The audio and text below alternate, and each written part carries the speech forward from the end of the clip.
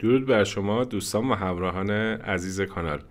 امروز نیز در خدمتتون هستم با یه دستگاه لپتاپ یا حالا تبلت مایکروسافت سرفیس که این لپتاپ دچار مشکل از دست رفتن اطلاعات شده، یعنی اطلاعاتش از دست رفته، تمام بکاپ هاش از بین رفته، ویندوزش کرش کرده و نیازمنده که تمام این خدمات روش انجام بشه.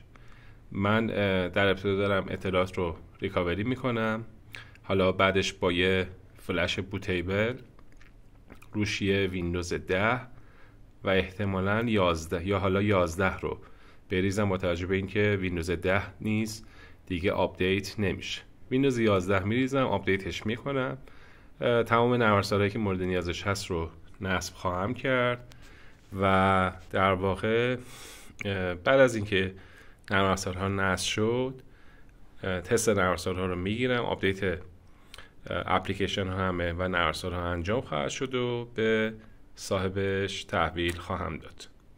گفتم این ویدیو رو بگیرم که شما نیز در جریان انجام خدمات بنده باشید.